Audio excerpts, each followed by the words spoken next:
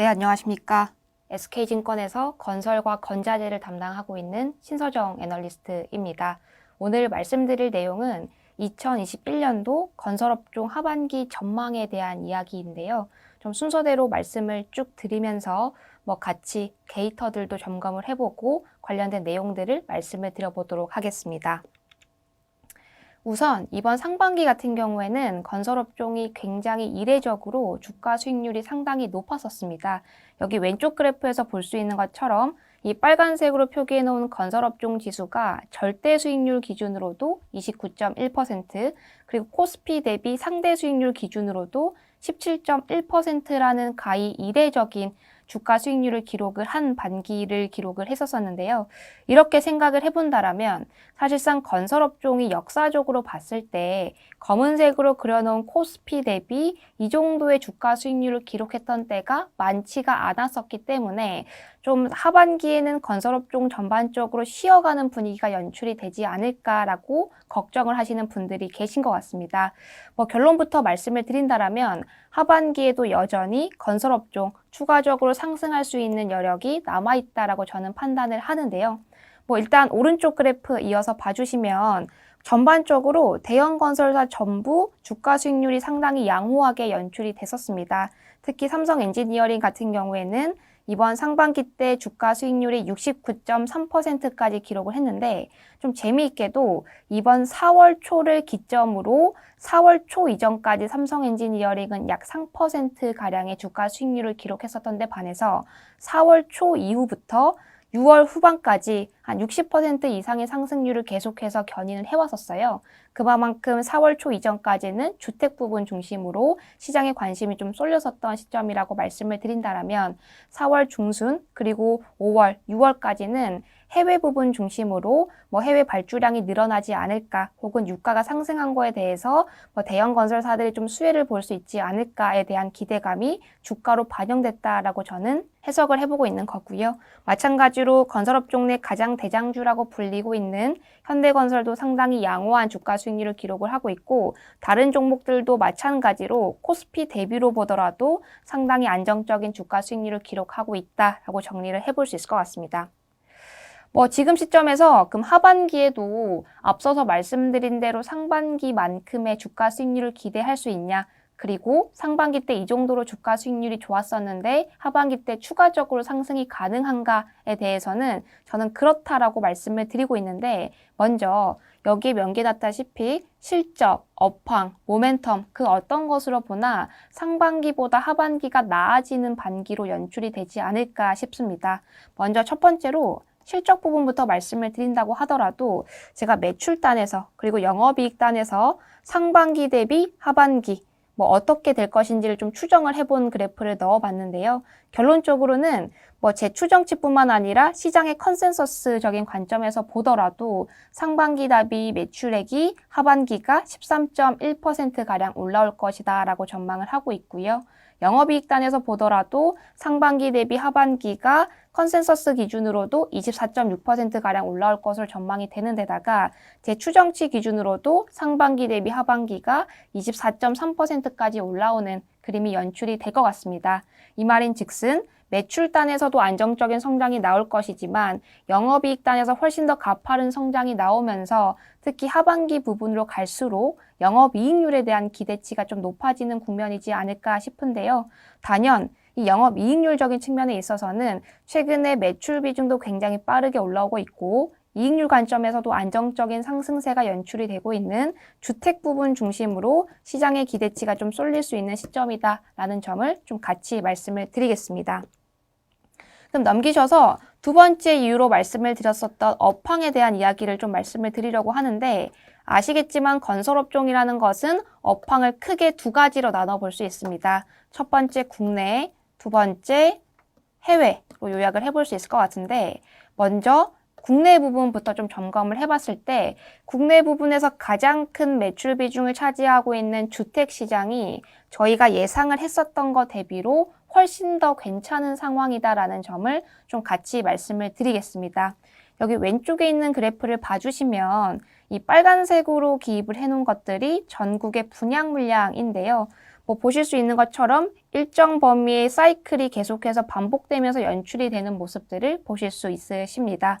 최근의 사이클을 좀 말씀을 드린다면 2018년도 30만 호를 저점 찍고 계속해서 분양 물량이 늘어나는 그림들이 연출이 되고 있는 주택 공급 증가의 사이클이다라고 해석을 해볼 수 있을 것 같은데, 이때랑 유사한 그림이 연출이 됐었던 과거를 좀 생각을 해본다라면 2012년도에서부터 2013년도 분양 물량 저점을 찍고 2015년도 52만 호까지 엄청난 분양 물량의 랠리를 보였던 때랑 상당히 유사한 그림이다라고 보고 있어요. 그래서 실적적인 관점에서 뿐만 아니라 주가적인 관점에 의해서도 이때 시기에 주택주라던가 국내 건자재 종목들의 주가 상승률이 어디까지 견인됐는지를 같이 보신다라면 최근에 주가를 예상을 해보는 데 있어서도 상당히 중요한 지표로 작용을 할 수 있지 않을까 싶습니다. 결론적으로 다시금 반복해서 말씀을 드린다라면 지금과 같은 국면은 특히 2018년도 저점 찍고 최근까지 계속해서 분양 물량이 올라오는 사이클이다라고 요약을 해볼 수 있을 것 같은데, 재미있게도 2021년도 예상치가 좀 반복을 해서 말씀을 드릴 만큼 굉장히 재미있는 그림들이 연출이 되고 있어요. 그게 어떤 점이냐면, 제가 연초에 2021년도에 대한 분양 물량 업데이트를 해봤을 때는 약 39만 호 정도 분양이 될 것이다라고 예상치가 있었었는데, 거의 매월 업데이트를 할 때마다 매월 연간 예정 분양 물량이 상향 리비전이 되면서 최근에 업데이트를 해봤을 때는 47만 호까지 올라와 있는 상황이거든요. 그럼 이렇게 데이터들을 점검을 해봤을 때 저희가 연초에 예상했었던 것 대비로 주택시장이 훨씬 더 분양 경기가 좋겠거니라고 예상을 해볼 수 있는 시점이다라는 점을 좀 같이 명기를 해볼 수 있을 것 같고, 이러한 상승 사이클은 단순히 2021년도에서 끝나는 것이 아니고 2022년도까지 계속해서 이러한 분양 물량의 증가세를 기대해 볼 수 있겠다라고도 같이 말씀을 드리겠습니다. 이 전체적인 분양 물량 내에서 재미있게도 이 검정색으로 표기해 놓은 실선 그래프를 봐주시면 여기에 표기해 놨다시피 대형 건설사들의 마켓시어, 즉 점유율을 표기를 해본 건데요. 이 점유율마저도 2018년도 이후로 안정적인 성장세를 보이고 있는 추세예요. 단연 저희 주변의 예들만 들어보더라도 대형 브랜드를 가지고 있는 아파트들이 점점 더 늘어나고 있는 추세임을 몸소 체감할 수 있는 것처럼 이러한 대형 건설사들이 전체 시장 내에서 차지하고 있는 점유율도 점점 더 올라가고 있고 앞으로도 이러한 추세가 유지가 될 것이다라고 저는 보고 있습니다. 그렇기 때문에 결론적으로는 전체 시장 자체도 굉장히 좋지만 그 중에서도 점유율도 같이 올라가고 있는 전형적인 호황기가 연출이 되고 있다라고 해석을 해볼 수 있을 것 같고요. 이어서 실적적인 측면에서 보더라도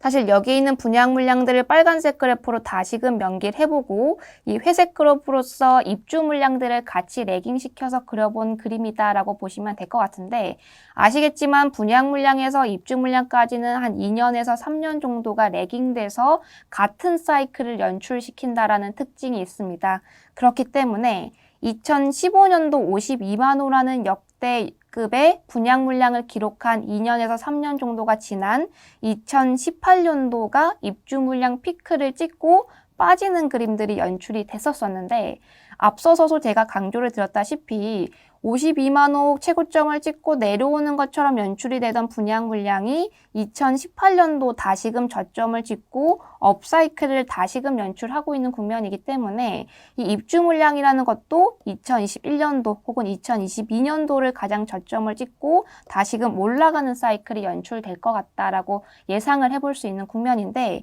이 분양 물량과 입주 물량이라는 것이 왜 중요하냐면 최근에 건설업종 내에서 가장 큰 이익 비중을 차지하고 있는 주택과 관련해서 이익 레벨을 좀 예상을 해볼 수 있는 지표다라고 보시면 될 것 같아요. 일반적으로 분양 및 착공 시점에서 후단의 입주 준공 시점을 감안을 해봤을 때 일반적으로 서울 시내에서 20층짜리 아파트를 짓는데 2년에서 2.5년 정도가 걸리는데, 이 정도의 공기 동안 일반적으로 역U자 형태로서 매출이 잡히는 구조이기 때문에 분양 물량이 늘어난다라는 것은 향후에 주택 부분에 대해서 선행 지표가 올라간다라고도 해석을 해볼 수 있는 것 같고, 당연하게도 분양 물량이 올라갔기 때문에 주택 부분 중심으로도 이익이 안정적으로 올라가지 않을까를 충분히 예상을 해볼 수 있는 시점이다라고 결론을 내리고 있습니다.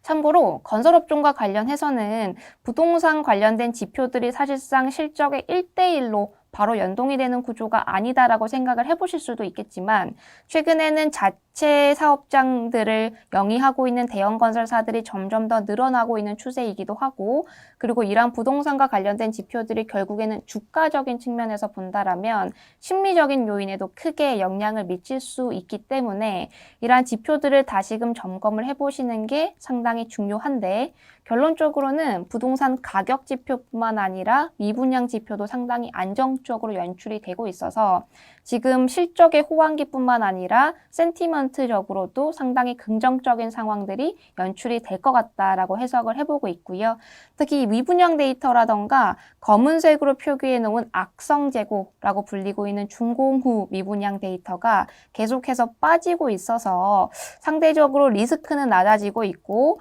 주택 부분에서 얻을 수 있는 리턴, 즉 수익성은 계속해서 올라지고 있는 국면이다라고 해석을 해볼 수 있을 것 같고요. 이런 식으로 주택 부분 중심으로 전형적인 호황기가 연출이 될 때는 저희가 예상을 했었던 수치보다 특히 자체 사업을 많이 영위하고 있는 건설사의 경우에는 실적이 기대 이상이 찍힐 만한 개연성도 있어 보여서 건설사들을 전반적으로 나눠서 봤을 때 지금과 같은 부동산 호황기에는 자체 물량이 많은 디벨로퍼들도 충분히 관심을 가질 수 있는 시점이다라고 요약을 해볼 수 있겠습니다.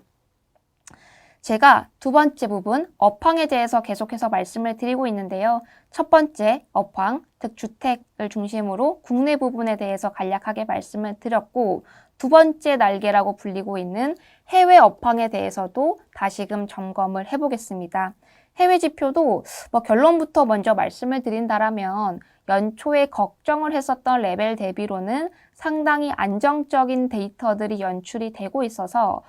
그 전년의 낮은 기저 혹은 연초의 낮은 기대감 대비로는 상당히 선방을 보일 수 있는 부분이다라고 말씀을 드리겠는데요. 먼저 해외 지표를 예상해 볼 수 있는 상당히 중요한 지표인 유가부터 보겠습니다. 사실상 이 유가라는 데이터는 이때까지 해외 수주를 전방해 볼 수 있는 상당히 중요한 선행지표 역할을 해왔었는데요. 왜냐하면 이 왼쪽 그래프에서 볼 수 있는 것처럼 이때까지 히스토리를 봐봤을 때 검은색으로 표기해 놓은 유가 혹은 유가에서 사우디 재정 유가를 뺀 지표가 빨간색으로 표기해 놓은 해외 수주랑 상당히 동행성 있게 흘러가는 모습들을 보실 수 있으실 거예요. 그럼 이런 점들을 감안을 해봤을 때 해외 수주가 유가가 상대적으로 높을수록 많이 나올 개연성이 높겠거니, 혹은 유가가 기대보다 계속해서 하회를 하는 시점에서라면 특히나 재정 유가보다 낮은 유가 레벨이 계속해서 지속이 되고 있는 상황이라고 감안을 해본다라면 생각보다 해외 수주가 안 나올 수 있겠거니를 좀 예상을 해볼 수 있는 중요한 지표라는 뜻인 건데, 여기서 제가 검은색으로 표기해놨다시피 단순히 유가 데이터를 본 것이 아니고 유가에서 사우디 재정 유가를 뺀 레벨을 보는 이유는 이 재정 유가라는 게 좀 쉽게 말씀을 드려서 BEP를 맞출 수 있는 유가 레벨이라고 보시면 될 것 같아요. 결국에는 지금 오일 같은 것들을 뽑아내서 팔았을 때 적자가 남지 않는 유가 레벨이 되려면 적어도 이 정도 수준은 되어야 되는데, 이거 이상으로 유가가 올라오게 된다라면 충분히 밀어놨었던 해외 수주 프로젝트들이 다시금 발주로 연결될 개연성이 높아 보이기 때문에 이 유가라는 데이터 자체만도 중요하지만 유가에서 사우디 재정 유가 같은 것들을 뺐을 때 안정적으로 0 이상이 유지가 되는지를 보시는 게 상당히 중요할 것 같습니다. 이 관점에서 2021년도 하반기에는 안정적으로 유가에서 사우디 재정 유가를 뺀 것이 0 이상이 될 수 있냐, 즉 사우디 재정 유가보다 더 높은 유가 레벨이 유지가 될 수 있냐를 보신다라면 오른쪽 그래프에서 볼 수 있는 것처럼 그렇다라고 대답을 드릴 수 있을 것 같습니다. 여기 검은색 실선으로 표기해 놓은 것이 주요 발주처들의 재정 유가 레벨들을 표기를 해본 건데 2021년도를 기준으로 전망치들을 조사를 해보니까 사우디 같은 경우에는 68불대, 그리고 UAE 같은 곳에서는 67불대, 그리고 비슷한 레벨에서 쿠웨이트라던가 다양한 중동의 산유국들이 선포되어 있는 모습들을 보실 수 있으실 텐데요. 사실상 전년의 낮은 기저 대비로 봤을 때 유가가 반등을 한 것도 상당히 긍정적입니다만 앞서서 말씀드린 대로 이 주요한 재정 유가 레벨보다도 유가 레벨이 더 높다라는 측면이 훨씬 더 중요할 것 같습니다. 제가 감히 전망을 해보건데 2021년도 하반기의 경우에도 안정적으로 유가 레벨이 70불대 정도는 유지가 될 수 있을 것 같아서 이 말인즉슨 재정 유가 이상의 유가 레벨은 유지가 될 수 있는 시점이기 때문에 하반기에도 안정적인 발주량의 증가 이로써 해외 수주의 증가를 좀 바라볼 수 있는 시점이지 않을까라는 점을 말씀을 드리는 거고요. 마찬가지로 7페이지에서 볼 수 있는 것처럼 재정 유가 레벨을 앞서서 말씀드린 대로 대다수 평균 레벨이 한 67불에서 68불대 정도를 형성을 하고 있고 국내가 많이 수주를 하고 있는 텃밭이라고 불리는 곳이 일반적으로 사우디, UAE, 쿠웨이트, 이라크 등지이기 때문에 이쪽 레벨들을 감안을 해봤을 때는 긍정적인 상황들을 예상을 해볼 수 있는 시점이다라고 결론을 내리고 있습니다. 실제로 이에 걸맞게 오른쪽 그래프에서 볼 수 있는 것처럼 이 발주량이라는 데이터도 작년 2분기를 저점으로 계속해서 올라가고 있는 그림들이 연출이 되고 있는데 실질적으로 2020년도는 굉장히 재미있는 모습들이 연출될 것이라고 많은 애널리스트 분들이 예상을 했었습니다. 제가 예상을 해보건데 2020년도는 충분히 다운스트림의 발주가 올라갈 수 있는 시점이었거든요. 이 다운스트림이라는 것이 뭐냐면 결국에는 오일을 뽑아내는 과정, 즉 업스트림이 있고 나서는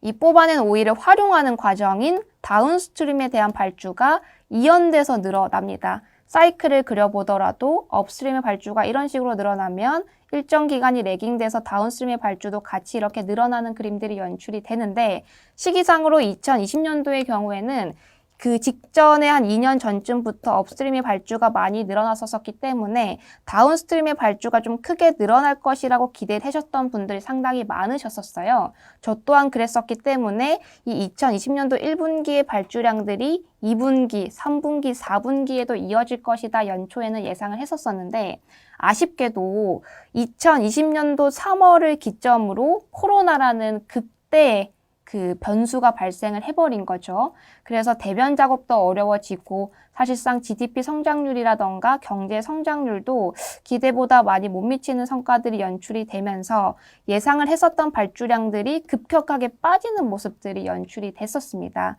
다행인 거는 코로나가 극심했었던 작년 2분기부터 3, 4분기를 지난 시점에서 생각을 해본다라면 다시금 발주량이 늘어나는 사이클이 연출이 되고 있다는 점인 거고요. 올해를 기점으로 보더라도 사실상 중동 지역은 라마단이라는 종교적 행사가 있습니다. 올해 같은 경우에는 4월 중순부터 5월 중순까지 이어졌었는데 이때 시기에는 종교적 행사랑 맞물려서 발주량들이 거의 나오지 않는 모습들이 보이고 있기 때문에 당연하게 추세적으로 발주량이 감소할 수밖에 없는 상황인데요. 제가 최근에 2분기에 좀 예상을 해봤을 때는 물론 4월이나 5월 같은 경우에는 종교적 행사 때문에 발주량이 눌릴 수 있겠지만 6월 이후부터 다시금 발주량이 늘어나는 그림들이 연출이 되고 있고 안정적으로 대형 건설사들의 파이프라인만 점검을 해보더라도 상반기 대비 하반기가 발주량이 늘어날 것이다라고 예상을 해볼 수 있기 때문에 이러한 추세가 올해 내내 좀 지속이 되지 않을까라고 저는 예상을 해보고 있습니다. 마찬가지로 8페이지 왼쪽 그래프를 봐주시면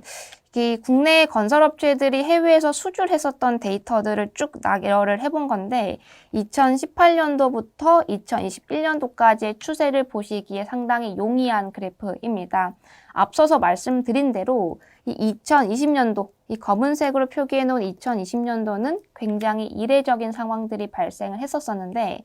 이 2020년도 1월과 2월, 3월까지만 하더라도 사실 코로나 상황들이 이 정도로 심각해질지를 많은 분들이 예상을 못했었기 때문에 더더군다나 발주 사이클로 보더라도 다운스트림의 발주가 좀 늘어날 수 있는 시점이었기 때문에 2018년도, 2019년도 대비 2020년도의 수주 물량이 확연히 안정적인 성장세를 보이는 모습들이 연출이 됐었거든요. 근데 코로나가 극심해지기 시작했었던 3월 이후로 기울기가 급격하게 꺾이는 모습들이 연출이 되고 있습니다. 이 말인즉슨 아까 말씀드렸던 코로나19라는 지금 변수가 발생을 하면서 예상을 했었던 것 대비 발주량이 눌리고 이에 따라서 국내 건설사들의 수주 물량도 눌리는 모습들이 연출이 됐던 건데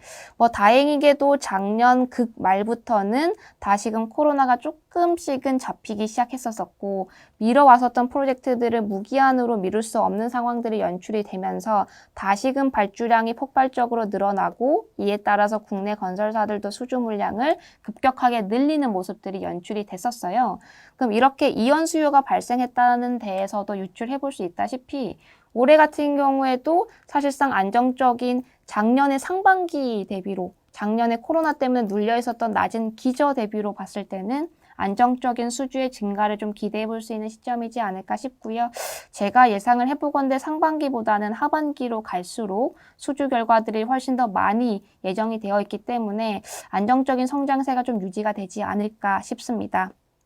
마찬가지 지표로 계속 데이터들을 업데이트를 해보더라도 긍정적인 상황들이 연출이 되고 있는데 이 주요 발주처들의 캐펙스라는 것은 역으로 말씀을 드린다라면 국내 건설사들이 받아올 만한 물량들이라고 보시면 될 것 같아요. 이 국내 물량들이 결국에는 전년 대비로 확실히 YY단에서 개선세가 연출이 되는 그림들이 연출이 되고 있기 때문에 올해는 작년 대비로는 확실히 받아올 만한 물량들이 많은 시점이다라고 요약을 해볼 수 있는 시점입니다. 더더군다나 사실상 아까 업황을 나눠서 봤을 때 국내랑 해외를 나눠서 본다라면 국내 같은 경우에는 예상보다 훨씬 더 좋은 전형적인 업사이클이 연출이 되고 있는 시기이다라고 해석을 해볼 수 있는데 반해서 해외는 계속해서 제가 앞단에 넣고 있는 수식어가 낮은 기저 대비 혹은 낮은 기대감 대비라고 말씀을 드렸어요. 그래서 해외 부분을 2000년도 초반부터 놓고 본다라면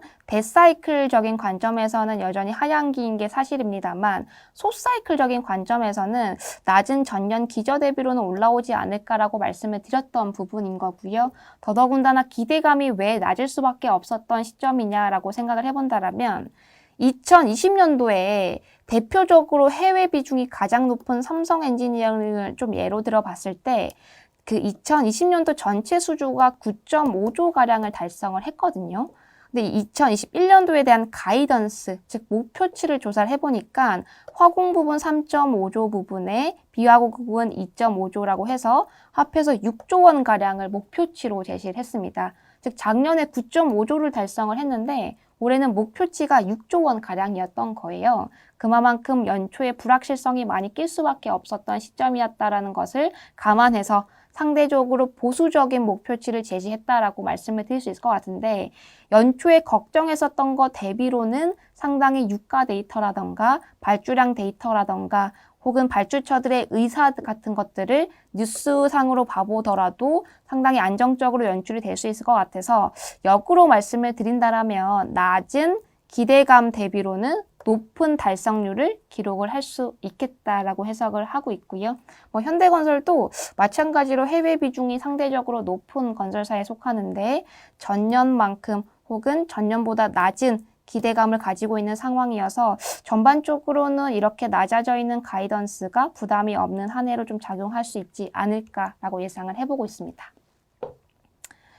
유가 같은 데이터가 앞서서 말씀드린 대로 사실상 건설사들의 주가 그리고 해외 플랜트를 예상을 해보는 데는 상당히 중요한 지표이기 때문에 이 코릴레이션, 즉 상관관계를 조사를 해보면 여전히 유가 뜨면 시장에선 현대건설에 대한 관심 올라가고 유가 뜨면 삼성 엔지니어링에 대해서도 관심이 올라가는 추세라고 해석을 해볼 수 있는 것 같고요. 특히 코로나 상황을 감안을 해봤을 때 전체 마켓시어라는 것이 국내 건설사들은 사실상 그 주택을 끼고 있는 경우가 상당히 많기 때문에 안정적인 부채 비율, 안정적인 재무 구조를 가지고 있어서 코로나라는 굉장히 극심한 변수에도 불구하고 안정적인 재무 비율을 꾸준히 유지를 해왔었던 데 반해서 해외에 있는 피어들, 즉 해외 선진 그 글로벌 EPC 업체들 같은 경우에는 이러한 코로나 상황이라던가 이때까지 안 좋았었던 플랜트 상황들을 감안해 봤을 때 많이들 재무 구조가 안 좋아져 있는 상황이라는 점을 감안해 보면 이렇게 다시금 유가가 올라오면서 발주량이 늘어나는 사이클에서는 국내에서 해외 익스포저가 높은 건설사들의 점유율도 같이 올라갈 수 있음을 기대해 볼 수 있는 시점이다라고 생각을 하고 있어서 전반적으로 상당히 좋은 분위기가 연출이 되고 있다라고 말씀을 드리겠습니다. 이 세 번째 포인트가 하반기 건설업종을 왜 좋게 보느냐라고 생각을 해봤을 때 첫 번째, 제가 실적 말씀을 드렸고요. 두 번째, 업황, 특히나 국내랑 해외를 나눠서 봤을 때 모두 다 좋은 상황이다라고 말씀을 드렸었는데 조금 더 주가를 견인시킬 수 있는 이벤트들에 초점을 맞춰서 한 가지 투자 포인트를 더 말씀을 드려본다라면 이번 하반기는 굉장히 이례적으로도 건설업종 내 이슈들이 상당히 많은 시점이다라고 해석을 해볼 수 있을 것 같아요. 근데 이러한 이벤트들이 결국에는 각사의 주가에 어떠한 영향을 미치는지를 보시는 게 너무나도 중요해진 시점인데 왜냐하면 사실상 이 왼쪽 그래프에서 볼 수 있는 것처럼 건설업종, 좀 쉽게 말씀을 드려서 제가 머리가 되게 큰 섹터이다라고 말씀을 드리고 있거든요. 이 머리가 크다라는 것은 시가총액 비중을 나눠서 봤을 때 이 대형사들이 차지하고 있는 비중이 상당히 높다라고 해석을 해볼 수 있는 거예요. 그러면 이 대형사들이 결국에는 상반기에 이 정도로 주가 상승을 보였음에도 불구하고 하반기 때 멀티플을 어디까지 더 뚫어줄 수 있는지가 결국에는 건설업종 전반적으로 너무나도 중요해진 시점이다라고 해석을 해볼 수 있는 거고요. 결국에는 대형 건설사들이 멀티플을 추가적으로 견인시킬 수 있다라면 중소형사들도 이러한 추세들에 대해서 갭 맞추기 형식으로 점점 더 멀티플을 올라갈 수 있는 개연성이 있어 보이기 때문에 대형 건설사들이 이번 하반기 때 주가 상승 여력이 어디까지 남아있는지를 해석해보는 게 상당히 중요하다라고 말씀을 드리는 거고요. 그 관점에서 생각을 해봤을 때 하반기에 대거 포진되어 있는 각사들의 이벤트들이 각사의 주가에는 긍정적인 영향을 미칠 개연성이 높아 보인다라고 저는 해석을 해보고 있습니다. 첫 번째 이벤트부터 말씀을 드린다면 가장 대장주라고 불리고 있는 현대건설의 이벤트인데요. 이 현대건설의 자회사인 현대엔지니어링이 상장을 준비를 하고 있습니다. 결론부터 말씀해드려서 상장 시점은 올해 하반기부터 내년 상반기까지 거론이 되고 있는데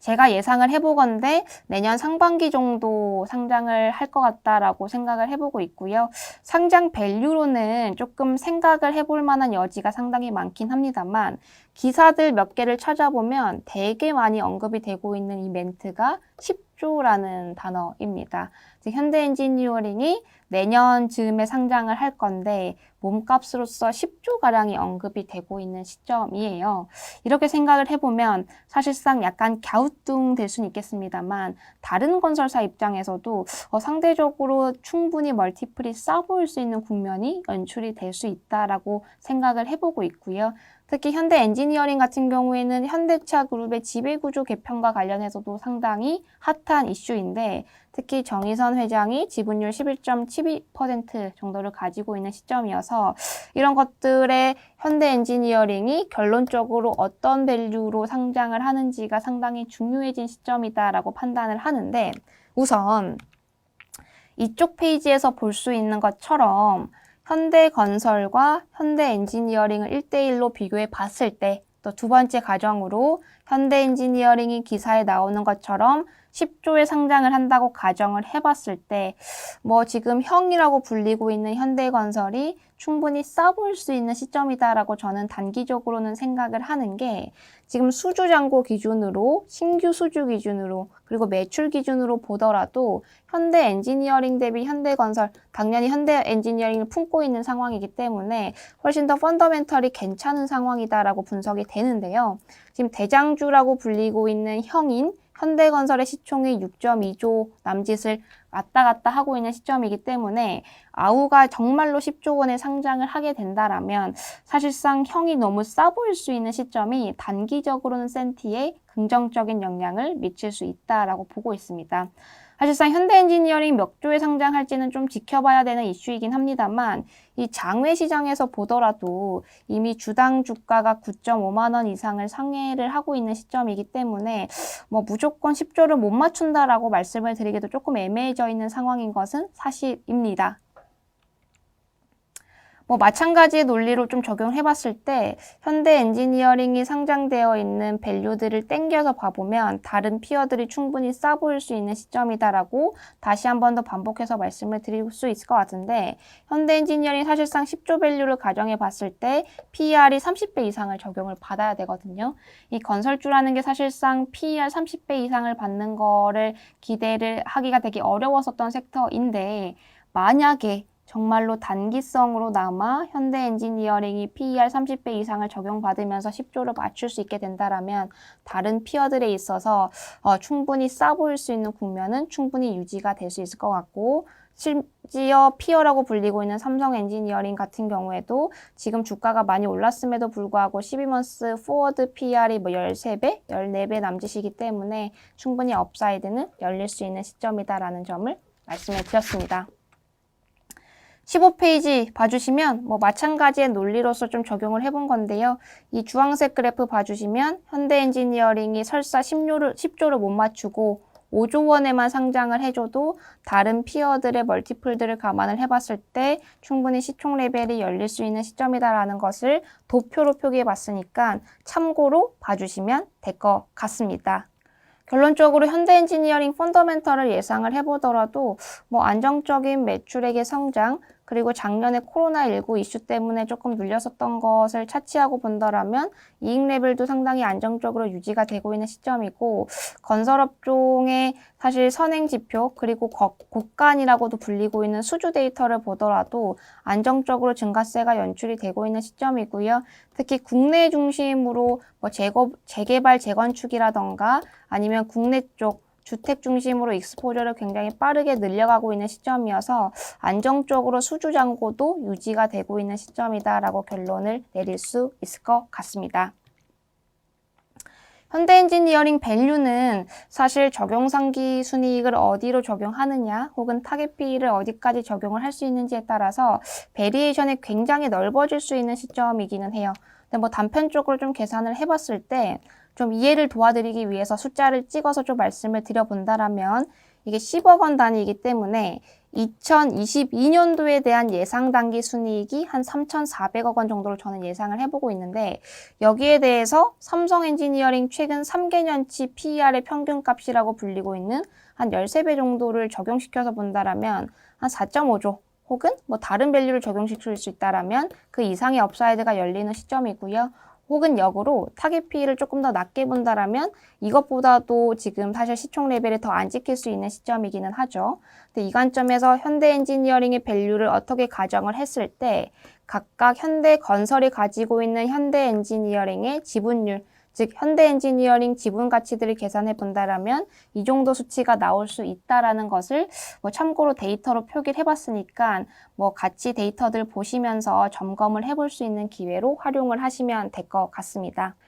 뭐 앞서서 현대건설 이벤트들을 좀 자세하게 다뤄봤었는데 두 번째, GS건설도 내년 상반기 이전에 충분히 바텀업 이벤트가 있는 상황입니다. 일례로 GS 이니마 상장권을 말씀을 드릴 수 있는데 이 GS 이니마라는 것은 좀 쉽게 말해서 수처리를 담당하는 회사이고요. 사실상 상장만 코스피에 되는 것이지 사업을 영위하는 곳은 유럽이라고 보시면 될 것 같아요. 이 수처리 산업이라는 게 국내에서는 사실 EPC단 혹은 O&M단에서 뭐 사실상 영업이익률도 그렇게 높지 않았었던 사업 부분이기 때문에 관심도가 상대적으로 낮은 측면이 있습니다만 최근에 주식시장에서 가장 핫한 화두라고 불릴 수 있는 ESG 관점에서 특히 이 환경적인 측면에서 생각을 해본다라면 이 환경을 분석하는 데 있어서 뭐 폐기물 처리라던가 그리고 폐수 처리와 같은 부분들도 굉장히 중요한 부분으로 부각이 되고 있는 시점이거든요. 근데 이 관점에서 이 수처리를 담당하고 있는 폐수 처리 쪽, 이쪽이 뭐 생각보다 이에 대한 시장 환경이 커지면서 다시금 부각을 받을 수 있는 사이클이 오지 않을까 싶고, 재미있게도 국내에서는 사실상 수처리를 한다고 하면 시장에서 기대도 많이 적으신 편이고, 영업이익률도 한 3에서 5% 정도밖에 안 나오는데 반해서 다른 해외에 있는 선진 업체들을 봐보시면 대표적으로 여기 오른쪽 그래프에서 볼 수 있는 스웨즈라던가 베올리아라던가 아메리카 워터웍스 등을 들 수 있는데요. 훨씬 더 높은 영업이익률을 기록을 하고 있고, 또 국내 업체들이 대다수 국내 쪽에 타겟을 맞추고 있는데 반해서 이러한 선진 업체들은 해외를 기반으로 상대적으로 그 시장의 범위들을 계속해서 넓혀가고 있어서 멀티플적인 관점에서도 상당히 높게 형성이 되어 있는 모습들을 보실 수 있으실 텐데요. 작년이 코로나 이슈 때문에 주가에 대한 변동성이 너무 컸었다라는 것을 감안해서 작년 이전 시점에 PER의 추이를 봐보니까 최소 20배, 또 잘 받으면 30배 이상까지도 받고 있다라는 점을 저희가 도출을 해볼 수 있을 것 같아요. 그러면 GS 이니마의 경우에도 사실상 2021년도에 대한 목표치가 한 4,800억 원 정도였고, 이때까지 O&M 쪽을 좀 집중해서 했을 때 영업이익률 한 20% 정도가 유지가 됐었기 때문에 여기에 타겟 OPM 정도 20%를 곱해서 생각을 해보면 영업이익단에서 한 960억 정도가 나와야 되는데, 결론적으로는 이번 상반기 때 실적 추이를 봐보니까 GS 이니마의 실적이 조금은 슬로우 다운해져 있는 경향이 있기는 합니다. 다만 추세적으로 안정적인 매출액의 성장, 그리고 영업이익단도 안정적으로 성장이 유지가 될 것이다라고 감안을 해본다라면,